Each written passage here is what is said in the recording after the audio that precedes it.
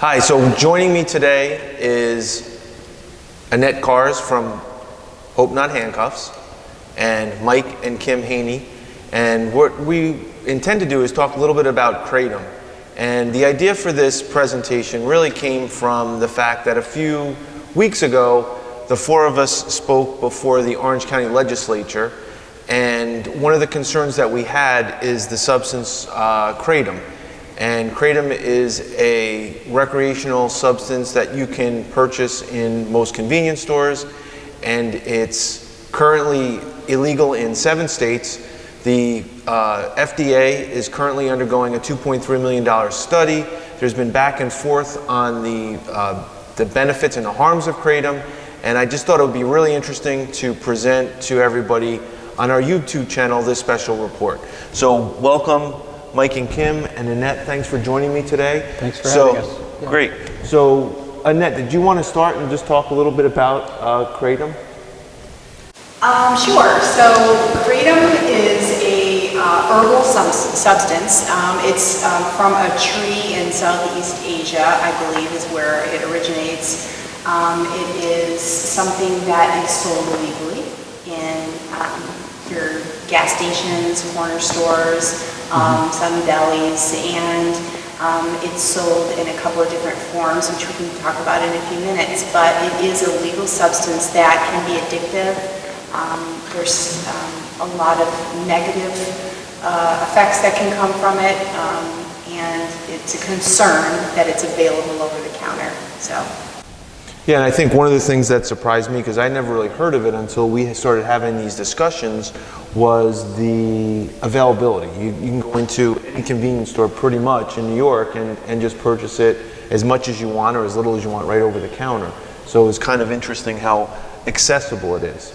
Yeah, you can just walk into a gas station and buy a little envelope with a seal, for, I think you get 30 capsules for like $20. So it's pretty available. And when we went to the legislature, Mike, you two joined us, you and Kim, and you had a very moving story about your experience with Kratom. And I appreciate you joining us today. Yeah. And maybe you can, tell everyone what your experience with it is. Yeah, absolutely.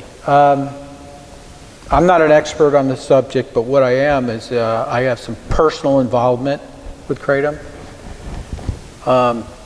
Our youngest son had an addiction problem, so we sent him away to treatment.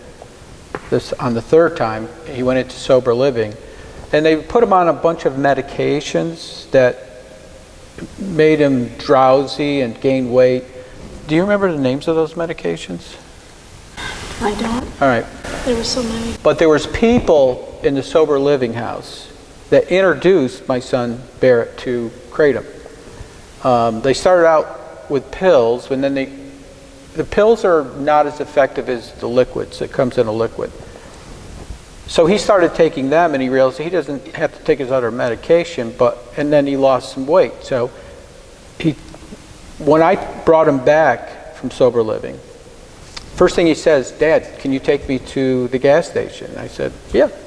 I didn't even ask for what for, but he came out with these little shots of Kratom.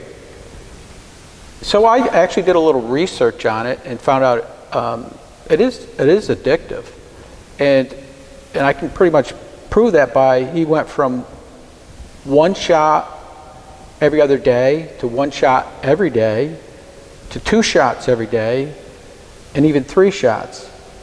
And later I found out he was actually doing 4 or 5 shots a day. And he did this for nearly a year. At that point, he was working at a hotel. And I believe, because the shots are somewhere between $16 and $21, depends on where you go. And we'd always complain to him, "Barrett, you have no money. You're working full time. You're living here. Where's your money going?" And what we found out is that actually a lot of these gas stations were fronting him stuff, and then he would go back when he got paid, and then he had no money. But it was just that cycle of things. And I think he realized I can't continue. I can't afford to do this anymore. And I believe in the last couple days, they was at our house. He decided to go to a pill, and it was laced with fentanyl, and he passed away February 16th of this year, 2021. So again, I definitely think our government needs to do the research on it. When you look at where this is developed, in Southeast Asia, Malaysia, what are some of the other, Thailand, I think? Some of the major producing countries have made it illegal. Why would they make it illegal? We got, several states that's made it illegal. At the same time, we got counties throughout the United States that have made it illegal. So there's something about it. We need to do more study about it and figure out what the effects are. And you can talk a little bit about when we had the autopsy done in the toxicology report. Yeah, when we got the toxicology report for Barrett, it listed a heart condition that he had, and that was directly related to the kratom. Not to mention the levels of kratom were very, very high. The kratom can cause esophageal bleeding when I found him, and he had been vomiting blood the night before.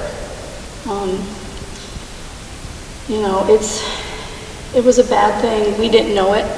If he told us that when he took it, learned about it in sober living, it kind of mimicked Suboxone. He didn't need to take the Suboxone. He would just take the kratom. But it was banned in the sober living houses because they couldn't legally test for it, which we found out recently they did come up with a test. We have some of his drug tests here from sober living, and the kratom is actually on there.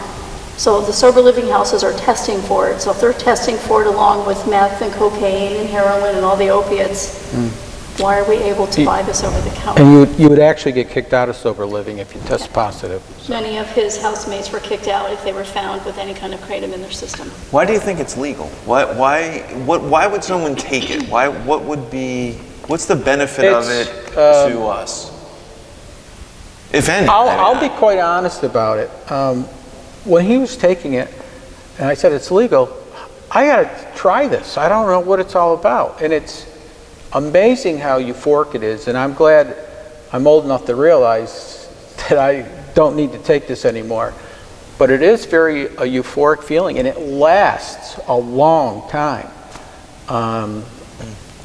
And so it mimics the opioid effect, I guess, to some degree. And lower doses, it does, in a lower dose, in the dose that's recommended, it does give the person that uses it the feeling of a stimulant, actually. So more like a Adderall or a methamphetamine or something to that effect, right? So you feel happy, focused, and it's a long-lasting feeling. Taking it, I believe, higher doses is where it begins to mimic something like morphine or an opiate, and it produces a sedated effect. So that's where it becomes really dangerous, when you start to abuse it on a higher level. And again, after what Mike said about where you start on a lower level and you continue to build, right, that's when it becomes, you start to worry about things like respiratory distress and, a heart attack or things like that. There's also been reports of there is fiberglass that they have found in some of the kratom, which would basically ulcerate, some of the, your esophagus and your stomach lining and things like that, which is crazy that would even be in there. So I could see where somebody taking it on the dosage on the package, I mean, who wouldn't want a little bit more energy, right? We all feel like we're tired and this type of thing, but you don't realize how quickly that maybe you seem to feel like you want to do more and more. So is it addictive in terms of? I don't know. I personally don't know. It is. If the research I've done says it is addictive. In fact, people go to rehab for kratom. We have heard from the facilities, the treatment facilities that we work with. We had surveyed all of the treatment facilities that we work with locally, and they have seen an increase of kratom recently. And also what they're seeing is is like psychotic episodes. So psychosis, it's putting people into what looks like a mental illness or mental distress, and really it's the kratom in some cases that's producing that. So it does require not a medically managed detox, but it does require a detox. Like they treat a person when they come into a treatment facility and they're using kratom, they treat them like they're on an opiate. So, and this is legal. So let's not forget that this is where we started, right? So this is legal. And our kids can walk in there and grab a hold of it. And the worrisome thing is that if you go to any college town in this country, we have one of our volunteers, and his daughter goes to, I think, the University of North Carolina. And he just moved her into college. And when he was moving her in, he noticed all of these storefronts saying kratom in the window. So like, what does that say? No, who manufactures this? These are not reputable drug companies. These are like, who's regulating what's actually put into? I don't think anybody. I think it's kind of a free-for-all and the wild west with it right now, unfortunately. So that's what we're... And as far as it being addictive, Barrett himself knew that he was addicted to kratom, because there was one bad snowstorm we had, and he got in the van with bad tires, drove to Otisville to go to the gas station, and he came back and he said, I'm addicted to this. I need to start cutting back. And that's when he was working at, cutting back on the kratom. So this is somebody who's in recovery, who's battled addiction, and he himself realizes it's addictive. So, yeah. Yeah, and I just want to add that I know we're going to upset a lot of people because, but I do believe if somebody's old enough and mature enough in moderation, maybe it's working for them. I don't know. But I know in our case it did not. One thing about an addict is, depending on when they started, their maturity level almost ends at that when they started. So we had a 24-year-old, probably had a maturity level of an 18, 19-year-old. So they don't have, they're just looking for their next high. I'm thinking if he was maybe older, more mature, some people probably could control their intake or take it as needed rather than as a supplement to opiates. Yeah. That's one of the concerns with it, is it's being sort of touted in the recovery world that it is an alternative to opiates, and it actually is supposed to help people come off of an opiate. I'll add that one of the most abused drugs on college campuses is Adderall and focus drugs. So therein lies, if it does simulate on a lower level the way it says on the package, it does produce a euphoric effect, and it's an effect similar to an Adderall. Why wouldn't they like it? And so again, who are we marketing this to, right? I mean, we're marketing it to college students, we're marketing it to, people could make an argument, well, he already had an addiction, so he was going to maybe use anything at an excess. That could be an argument, but what about the people who are using it and then they don't realize the excess that it will take them to that next level? So like any other drug that's legal like that and dangerous, we should not, there should be some warnings involved. And there's some back and forth on this, like, HHS was looking to possibly make kratom a Schedule I drug, and that did not happen. And there's been some pushback back and forth in the last two presidential administrations, Obama and Trump. So it's an interesting, both parties seem to have their defenders of this substance. In the Senate, Cory Booker, for whatever reason, is a proponent of kratom and not making it illegal, and Orrin Hatch on the Republican side was as well. And I think that was one of the problems when they tried to make this a Schedule I drug. So now, what we went to the legislature, what were we looking for the legislature to possibly do? What were some of the ideas? I think, well, the Orange County legislature can only legislate Orange County. So, sure. But if they could bring some of that information up to Albany, or share it, or other states have done it. They've made it illegal in the county. So I don't know if there's been any more talk on it. I haven't had any feedback to how that went. I think there's a lot of discussion right now with just, and I'm not taking a stand or making any statements on medicinal marijuana, but if counties can opt out of medicinal marijuana, but then they have something else that's this potentially dangerous at the corner store, like, are we looking at all of the things that our kids can get their hands on, and what's the purpose for that? So if nothing else, there's some type of a warning label, there's some type of better placement of that in the store where kids can't get their hands on it, because I look at it from a standpoint of a person who's suffering from addiction, but we also, with what we do, we work in prevention. So we always want to think about what are our kids getting our hands on that keeps perpetuating where we are in this country with 93,000 people lost their lives last year to an opioid addiction. So I think it just makes kind of common sense to take a look at this and go, that's not a good thing to have readily available. And I think one of the interesting things is one of the things the FDA has been pushing back on distributors, saying there are no scientifically backed studies saying that Kratom is a treatment for pain or for addiction relief from opioids. So I think there's enough. Right. Some kind of a long-term study too really needs to be done, but who knows how long that's going to. See, we don't even know what additional side effects or this might cause. So it's something that I think is going to need more study, and that's one of the reasons I think we wanted to talk about it a little bit today, to just raise awareness. If you're a parent and you see it in your house, or you see your child or someone purchasing it or using it, it's not something that should be just it's not the same as buying a Gatorade or a bottled water or soda even. It's not something that should be treated the same way.